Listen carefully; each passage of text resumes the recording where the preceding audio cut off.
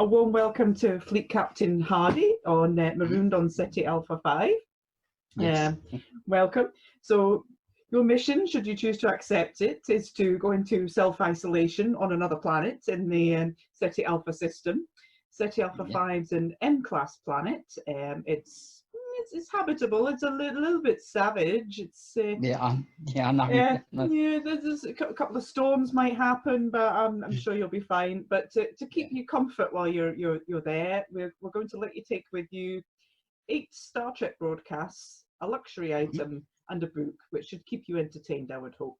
So what we'll do today is we'll have a wee chat through what your selection will be, and you tell me a little bit about how you chose them and what you like about them. But we'll kick off just to tell me a little bit about how you got into Star Trek in the first place.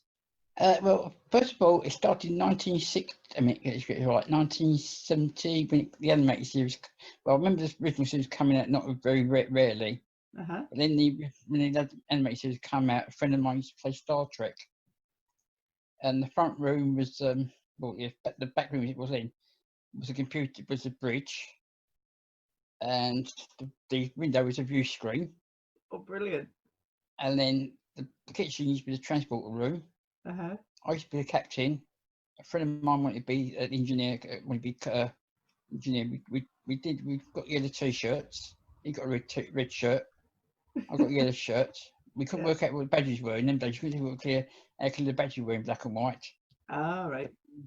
When the animated series come out, they showed the picture of what the costume was like. So we drew the badges on ourselves. We just played it that way and just got in. And that's how I got into Star Trek. Fabulous. And gave up. I gave up just after 2000. I gave up because something happened in another club I belonged to. Didn't like the way I was promoted to an admiral. They thought I was cheating. So of course I just like everything away. I mean everything, all the stuff I used to have, all the books I used to have, all the original phasers, the thing, the Corgi Enterprise. So everything I had. Looking at the prizes now, I think, oh, you stuck with that stuff. It annoys me. Oh, right. But you got back into it then. Yeah. Do you have a particular favourite series then? Out of we've got animated series. Original series. Yeah. All right. Die Hard fan then. Yeah. Excellent. Yes. So that takes nice then to your first selection for your 8 broadcasts. Yeah. Enemy Within, which the original series one. The imposter is not I'm not sure which season that was, but tell me a bit about season that 1. Season 1, yeah. Well, it's part of Johnny's friend's story as well. It gives an idea why. And reason why, it's just sort of an idea. It's sort of how people, split personalities. How people so, you ain't got one personality. People got 2 different personalities. You don't realise that without one about the other can be dangerous. Very true. That's Yeah. So this was a reason why. Carry on. Yeah. So this was the transporter malfunction, wasn't there? Split Kirk into 2 different people. Yeah, it wasn't legal. Yeah. So do you remember they eventually got him back together again, but they were quite polar versions of Kirk, weren't they? Kirk, who was nice to Janice Rand. Kirk, who wasn't nice to Janice Rand. Yeah. So that was interesting. So it's again kind of a yin and a yang thing, wasn't it? Really? Yeah. So do you feel a bit? You see a bit of that in all human beings? Then we've all got that kind of balance. Yes. Oh, yes. There are some. Yeah, there are some good people and some that can be evil to especially on Facebook and stuff like that. You see, some people can be criticising to each other. Yeah, bit easier when there's a keyboard there for them, isn't there? Yeah. Okay, so that was your first one then. What's your next one? That's a Balance of Terror. Yes. Well, I was watching the other day. There's an old film out called The Enemy Below. Oh, yes. With Robert Mitchum and Kurt Jürgens. And that's what it's based on. Oh, I didn't know that. You watched the story of the Enemy Below. Kurt Jürgens and Robert Mitchum film. It's one's captain of a U-boat who tries to avoid the battle cruiser, and he sends his messages out to what's name. It's so closely like a submarine battle. Right. So it's very similar, but basically from under the sea to above, outside the atmosphere. Yeah. Yeah. Everything was like, like that. He went back to try and sink the ship. Then another went back to the he sent a message like a record, which was like the message Ron sent to the freighter. So it's all a bit like a history, more history story and all that. Yeah. Interesting. Yes, this was I think, if I'm right in saying, this was our first introduction to the Romulans as well, wasn't it? Yes, it was. Yeah. They first appeared. Yeah, they were quite an interesting addition to the Star Trek genre, weren't they? Yes. Yeah, that's true. Yes. Yeah. So, any particular favourites of yours from all the species we've encountered over the years? I think really it was I think it was the series. Well, series Next Gen. I think the Next Gen, it's got to be Q. Oh, he's fantastic. It's got to be Q. So yeah, Q and I think Garrick from Deep Space Nine. Oh, very good choice. Yes, two very mischievous characters. Is there a little bit of something that you admire there? Is that? Yeah, it's just where Garrick, he sort of can be. I can say being polite. Conniving. Is that the best way to say it? He could be, he's very quiet when he's talking to people and all that. Mm-hmm. But behind the scenes, he's very crafty and very cunning, isn't he? Yes. Yeah, that's the word. Yeah, cunning. Yeah. Yeah. No, very clever character, and a lot of depth to that character as well. Actually, I think. Yeah, because you don't know where he comes from. If he was a member of, he's a tertiary, but if you know, you don't know how high he was in the Obsidian Order. Just he was a guard. You just need to spy. But how high was he in the? Yeah. Yes. Or was he just a simple tailor after all? Yeah. Yeah, that's true. Yeah. Yeah.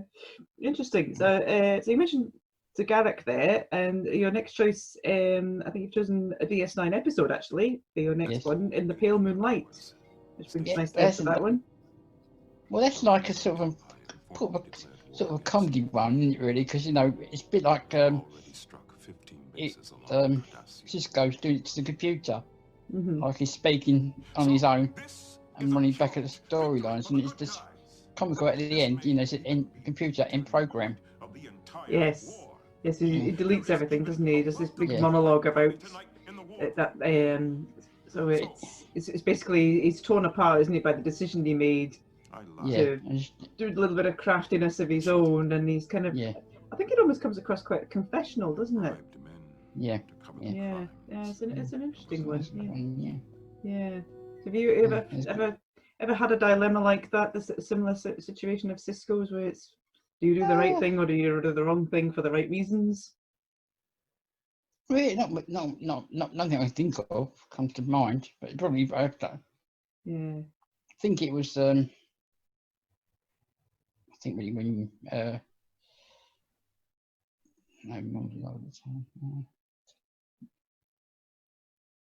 oh yeah, when my cat was ill, dilemma. Do I let her put her to sleep or do I let her suffer? That's a tough one. Yeah. That's a harsh one. It's a greater good. Yeah, but yes. So, and I think it's Enterprise for your next choice actually. So that's a different one, and this is Doctor's Orders. Yeah. The only truth, that was one that got me back into Star Trek. Yeah. Yes, because I'm an old actress fan, and I was looked up on Internet Movie Database about her, and I saw she was an episode of Star Trek. And I think, Star Trek? I haven't got that for a film collection. So I had to the Doctor's Orders just to get the collection, to get a collection. Ah, right. And that's all. I watched that first episode, and I'm thinking, now what's the next episode? Then I thought it was boring in it. Went back to Star Trek. Then I thought, when's any clubs about? So I typed in Star Trek fan clubs, and the first one that comes up is Star Trek International. And that's how I got into Star Trek. Fantastic. That was who got you back into it. And I just remember that particular episode. This one where it's pretty much focused on Dr. Flox, isn't it? He's on his own. As he says, put everybody into. He's watching the film called Jester. That's a classic film, isn't it? I love that one. Yeah, it's the pestle with the vessel. The pestle with the that's the one. Because the actress in it, Glynis Johns, is my favourite star. Ah. I played May June, so that's what done it. So it's her really did it. Wow. Yeah. I was surprised. Yes, she would have been credited with because of the clip that was used. Right. Yeah. I get it now. Yes. Yes. Yeah. Because it's actually quite a similar journey that the Doctor was on at that time, because he was completely on his. The rest of the crew were obviously in a coma, and he was the only one not affected by travelling through that space. So it's quite similar to the situation we're currently in the UK with our lockdown, really, isn't it? We're all isolated. I suppose she could class his doctor's orders, but There's a wee bit. I'm going to just stretch it. Yeah, go for it. Yeah. That's it, How are you finding it at the moment then, the whole lockdown? Well, I'm used to it because I don't really go out much, really. So for me, it's just normal for me, really. The only thing I'm missing is sometimes the cafe down where I live. There's a cafe I go every other day, but that's closed down. Yeah. And I do church every Sunday and Thursday. So of course I can't do that, but I do the service online. Oh, that's good. But apart from that, I was hoping to go to Monday when Rich was going to the I was planning to go to the I think the Boudica ship meet. Oh yeah. And it was in London near me. Well, near enough me. I'll say near me, but it's a bit not going to Edinburgh. So I was going to do one day. I was planning to one day, as a surprise, go up to there and be up there when Rich is up there. Yeah. But it never happened. But never mind. We'll come out of this at some point, won't we? We'll all get together, and I'm hoping before DS2, because I'm planning to do DS2 this year. Yeah, that's not too far away for you, because that's central London as well, isn't it? Yeah, that's not too bad. They've got the hotel booked and everything. Oh, fingers crossed then. Fingers crossed. Yeah. I don't know what it will be like. So, so for you were up to choice number 5. So we're back to DS9 again this time. Yes. A little bit of light-hearted humour. So Take Me Out to the Holosuites. So what did you like about that one? Well, I'm a baseball fan. Right. Who do you support? I'm a baseball fan. And when I saw it, it was just so funny as characters got together. And I didn't realise after a while that Max Brodnick, who played Nog, could actually play baseball. Oh, I didn't know that. Yeah, no, I didn't know it. Somebody said he could play baseball.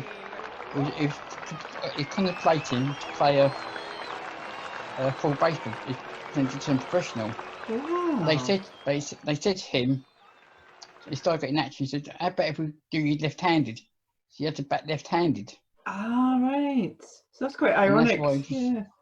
So that's why he's not a good player. But then he's done the baseball. But so I like baseball, and it's sort of my favourite. Because I'm a baseball fan, so I watch it as well. Oh, fantastic! So who's your current team for baseball then? The Cardinals, St. Louis Cardinals. Oh right, where are they based? St. Louis. Missouri. Are they doing well in the league at the moment, or? Well, at the moment, there's no playing out there because it's all been locked down, isn't it? Yeah. They've won the top champions for about 4 years on a trot, so they're a good team. Pretty. Yeah, they won the World Series about 24 times at the most. Yeah.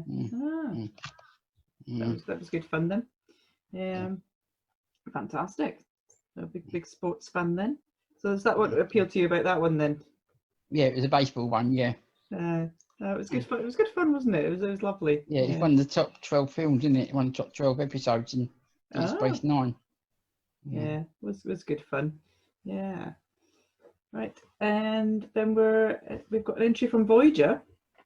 So this was I think it was the 30th anniversary episode, actually. Yes, flashback. Yes. So this is an interesting one. So I think you enjoyed that one. And there was a bit of a mishmash from the original series and Voyager cast, wasn't there? Yes. But I like that because it's. I know it sounds ridiculous, but I'm a big James Rand fan, All right. so that's the reason why. And also, I love the Enterprise. Well, I've fully been in Enterprise, but I like the uniforms, the motion picture, the Rasta uniforms. Oh yes. And I've got I'm getting a new one made for myself, and it just so nice that they put the two together, the two series together, because they were planning to do with that, and it's also James Rand's last appearance, well, one of the last appearances on the TV screen. Oh. And so yeah, I was doing that, and then it was just like the episode because it was tells you the backstory of Tuvok, really. It was a fascinating insight, actually, wasn't it? That one. Yeah. No one realised that he served on the, even though he was on the Enterprise B at the time, behind in the generation, he was behind there, but you don't know if it was Tuvok. It just said engineering officer. Yeah. So you don't know if it was Tuvok or what, because it's the same character, but you don't know. It was just, yeah. It was a lovely tie. Yeah, lovely tie in that one. Actually, I enjoyed that one. Yeah. Yeah. So and so Janice had quite a large part of playing it, actually, didn't she? Yeah, I know. Yeah. That was good. Yeah. So that was a nice, interesting and tie-in episode then. And they didn't actually travel back in time, but they revisited. Is there on the time kind of question? Is there any point in history you'd like to go and revisit? Yes. Oh yes. Tell me about it. This is I said 1962. November 22nd. Ah, right. On the grassy knoll. Do you think you would be able to figure out what really happened? Well, if you're there at the time, yeah, you could. Yeah. I won't change history. I'll just find out what actually happened. Ah. And I could. Yeah. That's one of our greatest mysteries, isn't it? Yeah. I think. Yeah. You'd have to be at all angles for that one. And then so we've moved from one sort of mashup episode to another one. It was Trials and Tribulations is the DS9 episode, which features heavily a lot of the original series cast, which is another I think that was another anniversary episode actually as well. Yeah, it's the same that was 30 as well, wasn't it? 31, I think. It could have been because they went out together, didn't they? Voyager and DS9 went out together. Yeah. So what did you enjoy about that one? It was so they managed to put the two characters together. You know, like when they done the fight scene in the bar, and then at the end when they all got arrested, you could see them all standing in line, and you could see the pictures of Bashir and Ross going together. And I loved the way in the bar scene. Oh yes, with the Klingons. Yes. Yeah. And he said, "Where's the Klingons? Where's the Klingons?" he says, that's a long story. Yeah, we don't talk about it. Yeah, we don't talk about it. But I loved the bit where in Enterprise they explained the story, how it happened. Yeah. Yeah, I think it was beautifully done. Certainly the cinematography about how they spliced the DS9 cast into that. I thought that was absolutely seamless. It was wonderful, and it was a really good light-hearted story. Because I think that came at a time in quite a dark period for DS9 with the war on and things like this, and then we had just that little bit of fun going on. It's a lovely one. Yeah. The bit I did like was the old when Cisco's in the transport room. He goes, he keeps his fingers like that. It goes, just realised it goes. Trying to get used to how it used to be. Yeah. And I seem to remember Cisco also hangs on a little longer at the end, doesn't he, just to meet his idol Kirk. Because that scene is from. It's right. This scene's from that scene's from the Mirror Universe. Ah. At the end of the Mirror Universe. Right. Kirk speaks to that. He's one that was in the Mirror Universe. And That's right. He goes, but that's the one. The same as they clipped it together at the end scene. That one. Wow. And the bit I did like, I saw it before the sound effect from a club I belonged to years ago. They come back from America with the clip before it was filmed, and all the sound effects put in. So you could see the sound effects when it's communicated, no sound. The tricorder, no sound. Everything was no sound. That'd be quite eerie, yeah. Yeah, it was eerie. Yeah, she said, "I got this from America," and she showed it.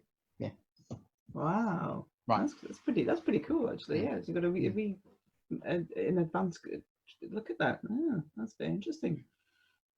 So that's that one. So your ultimate one, your 8th choice is Man Trap, which that was an original series, wasn't it? Series, the second pilot. That's right. Yes, this one would actually. I think this was historically the first one they filmed, but it went out as the second episode. If I remember rightly. Yes. So and this featured the legendary salt monster. Yes. Yeah. So what was it about that one that you enjoyed? I hate being her name again, but it's James Brown's first episode. But apart from that, it's amazing. How can I say? It's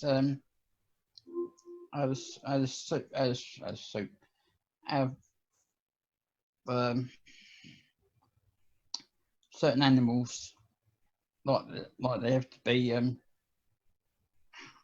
got to can survive through certain things like salt, meat and stuff like that, and other stuff. And I like the way he got Sulu first, not on the helm. He was in botany. Oh yes, there was quite some interesting species in there, wasn't there? Yeah. Was that what was it, the old plants? Yeah. Yeah, I remember them. They were very colourful. Yeah. That's interesting. Do you keep many plants yourself? No, if I grow a plant, it'd die. Oh dear. All right. We'll let them live then in the wild. Yeah. No. Yeah. No, they were very interesting. Yes, and there was a little bit of a hint of something between Sulu and Yeoman Rand there, I think, as well, wasn't there? Yeah, I think it's trying to get might have got something interesting to them too, but never happened. That's for Yeah, they didn't really pursue that one much, did they? Yeah. No, because she only done what I think 6 episodes, and then they got rid of her because Kirk wanted. They said they wanted Kirk to be more of a more of a ladies' man. Ah, right. She was holding him back, was she? Yeah. Oh. Yeah. That's a shame. It was a shame because it was good to see somebody. Well, it was good to see females in general in command with Michelle Nichols and the communications officer and Yeoman Rand as well. So yeah, it was a shame they didn't. But she made a reappearance actually in one of the movies, didn't she? Which one was that? The first one she appeared in was a motion picture. Yeah. As a transport chief. Yeah. Then she was in Star Trek 3, Voyage Home, but they never mentioned her name. Just said Woman and Kathy, Gracie Lee Whitney. Oh. Then she was back to her in Voyage Home. She was in Voyage Home. Yeah.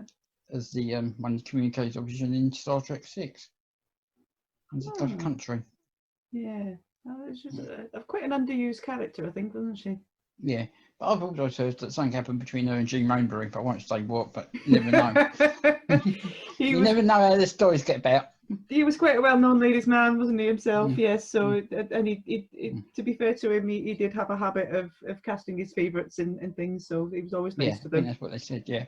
Yeah. So there was at least that. But what was it about the actress that you liked the most then? Actress, well, the actress I liked the most in Star Trek was Gracie Jenny's Rand.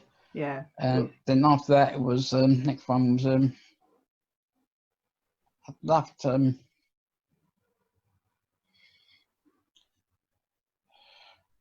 in Discovery. I like Tilly. I like Tilly. Oh, she's good fun. She's so comical. She doesn't get something wrong. She does everything. Yeah, she gives me hope. I like her then. Yeah. Yeah. Yeah, Mm. yeah, she's good fun. So what is it about Yeoman then? That is it the character that you like? I don't know. I think she's been. I don't know. It's just something about her. You know, she was there, but then she wasn't there. But then she was there, but then she had a strong storyline in some parts. Mm. And she had a strong storyline in Charlie X. Yeah, quite a And major strong. And if you look at strong, so she had a strong storyline in Enemy Within, Mm-hmm. and she had a strong storyline in I think it's Betty really, because the other one and in Bunsen Terry, so before the wedding, Oh yeah, lighting the candles and all that. So yeah, she's my favourite. and quite an impressive hairdo as well. Yeah, I know. Yeah, I know. Yeah, I know. that was quite some hairdo. Yeah, and who? I just wish I met her. Yeah, did she ever do conventions at all, or? Yeah, she did the America ones. Ah, right. Never came to the UK. Yeah, but she might have done some over here, but in them days there weren't many conventions in this country like there is now. Yeah, oh, that's a shame. Yeah. Unless she was at Generations in 1980 something when I went to it. I can't remember. Because quite a lot of stars were there at that convention. All right. Yeah. The one at Albert Hall. They won down the Albert Hall. Oh wow. They had the big Generations too, and it was had all the stars. They had Jennifer Lynn as a surprise guest. Ethan Phillips. Wow. Let's go. Jonathan Frakes was there. Yeah. Oh, so it was a big, massive convention. Yeah. Oh, I should have been at that one. I've not been to it. Have you been to quite a few conventions then? Yes, I've been to the Edinburgh Comic Con 2 years ago. Yeah. Where the picture comes with Ian Scott. Yeah. First convention in Edinburgh. I seem to go to more London Film Comic Con. Yeah, that's with a my big other one. club. It's a big one. Yeah. If I got a chance to see last year, just get Bill Shatner's photograph. Oh, nice. I was standing next to Bill Shatner in dressed greens, and a picture of him next to him. Yeah, fantastic. Yeah. The first convention I went to was 1985 down at Birmingham, Soul 3. Oh yeah. I think called Soul 3, and they had Jimmy Doohan there. Oh, I wish I'd met him. Walter Cohn in there. Oh. And of course, them days you could line up for the autograph, and you have to pay. You could get the autograph paid, but the only thing when I went to that convention, I had no flash on my camera. Oh no. And then you could take a photograph of the stars without worrying about paying the photograph. Ah. Oh no. No, missed opportunity. Is there anybody else you haven't met yet that's on your list? Well, I want to meet Max.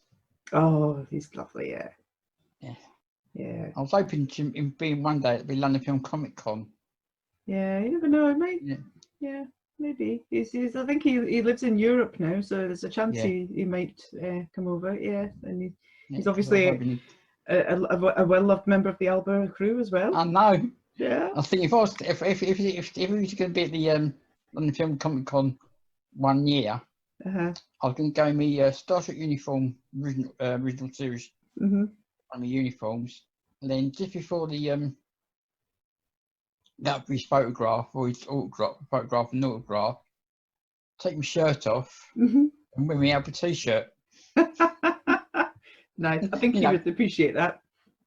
I think what I would have done would have stood at the back of the queue and then he thought like that behind like that and see if he spotted it, and he'd probably come straight out, wouldn't he? Yeah. I think he would have come straight out to me and said, "Come on, straight to the front line, please." Yeah. Probably not, but you never know. Well, you're a crewmate, so he'd probably look after his own crewmates, wouldn't he? Yeah. Yeah. Right. So there's quite an interesting mix that you've got. So you've got a bit of original series, DS9, Enterprise, and a Voyager. No TNG. Is that a deliberate choice? I was going to do a TNG. Yeah.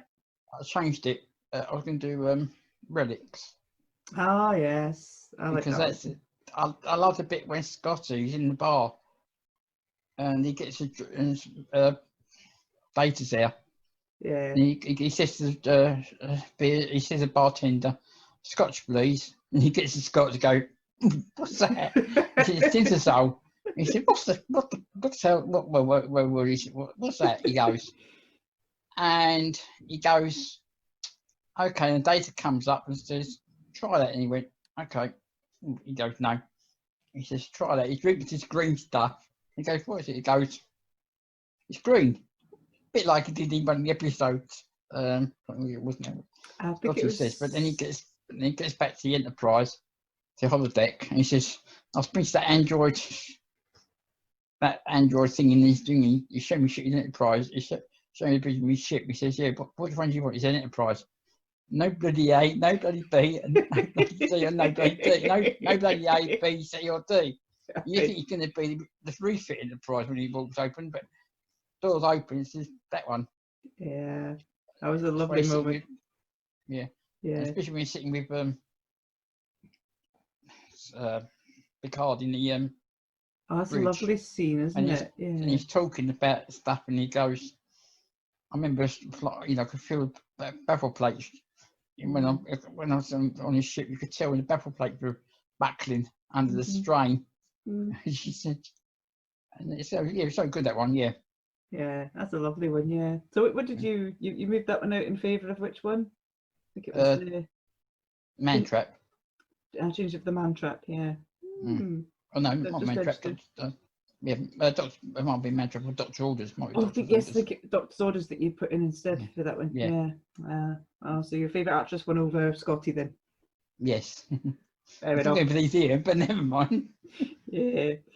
No, that was it. That was a good one. And I think it was. I'm not entirely sure about the title of it, but there was an original series episode where the Enterprise is kidnapped by a group of people who are trying to take it back to Andromeda. Yeah. And they basically get them drunk. Yeah. To try and regain it. And that's where Scotty sees there's a screen. He's just trying to he's giving him all the best scotch, and then he runs out of that and he's just got the screen stuff and gets him legless, and I don't know what it was. Take it, yeah. I'd have to look that one up, but yeah, I love the fact that they mirrored that with Data and Scotty. Yeah, it was quite a sweet thing to do. Yeah. So it's a lovely little switch in there. Yeah. So that's all 8 then. So you're also allowed to take with you a luxury item. Now, there are rules about this one. The luxury item has to be an inanimate object, so you can't take any pets or people. And it can't help you have any kind of escape. So you can't take a shuttlecraft or transport a pad. So what do you think you would take with you? I think there's quite a lot of stuff in here, I can think. I've got it. I've had it for years and years and years. All right. Years and years. I've had it since I was 4 years of age. And I've still got it. Wow. And it's in my will that when I die, it's got to be buried with me. Oh. It's one of them Jacko monkeys. If you look on eBay, it's about that big.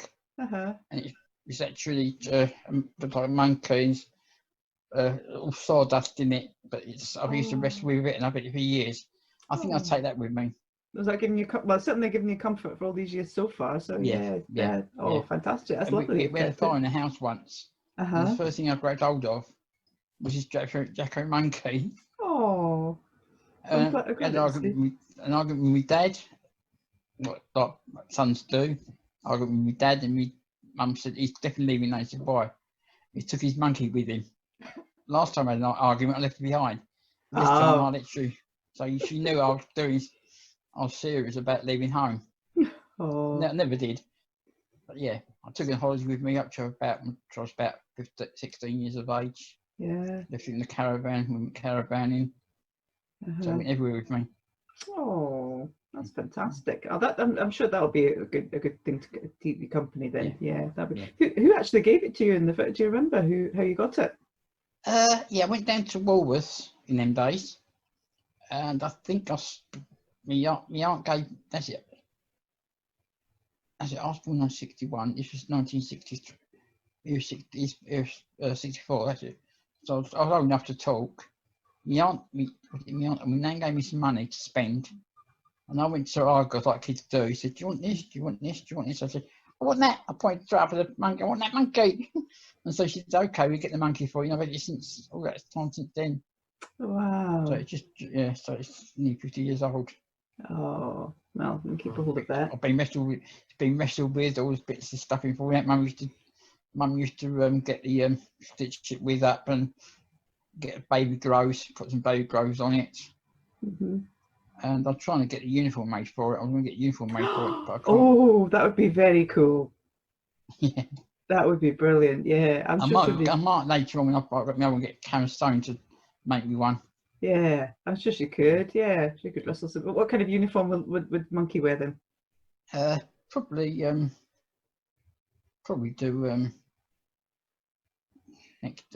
do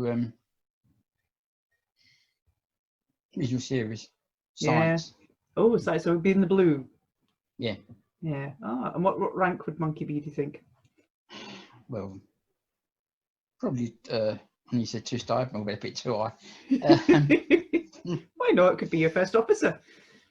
Yeah. Well, I've got another chapter. I've got my own chapter in another group I belong to. I've got my own chapter. Oh wow. Yeah, I was going to start my own chapter up in SFI, but a lot of things happened that couldn't seem to launch it at that time. So I've got this another chapter. So I've got my other chapter, and it's all independent from SFI and independent job groups. And yes, so probably do a commander, something like that. Yeah, why not? Make him Commander Monkey, First Officer Monkey. Yeah. Oh, that's fantastic.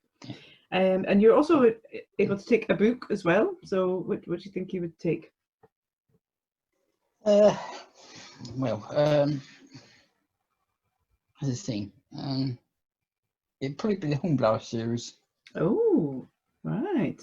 That's an interesting actually. Yeah. So I think, if I remember rightly, that was something Gene Roddenberry read when he was writing Star Trek initially. Yeah. Yeah. Ah, so a nice wee tie in there then. Yeah. Yeah. It's probably Hornblower series. Yeah. Or if not that.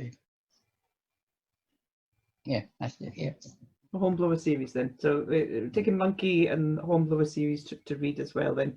And how do you think you would actually get on then with the life on Ceti? Because we're not going to, there's going to be nothing there for you already, so you're going to have to kind of build your own shelter or find somewhere. How do you think you'd manage with that? Well, I used to be in Scouts, so I'm used to surviving on them. Yeah, so I'm used to sort of surviving on my own. Oh, brilliant. I live on my own, so I've just got my carers to come in every day. Apart from that, I live on an island, which is not much on this island anyway to do. Yeah. So I'm used to being on, But you get on fairly well then.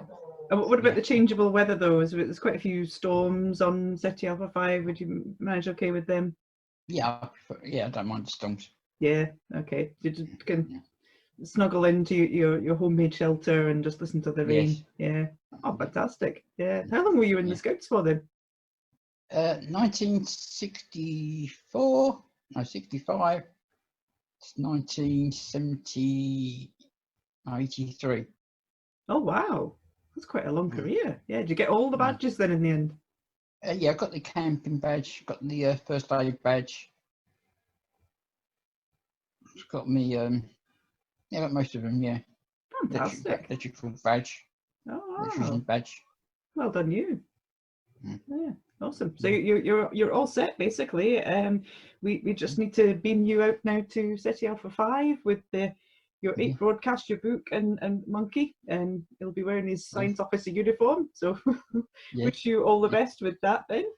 All that remains for me to say then is live long and prosper, Fleet Captain Hardy. Yes, thank you. Yeah. Thank I've got to live for me then.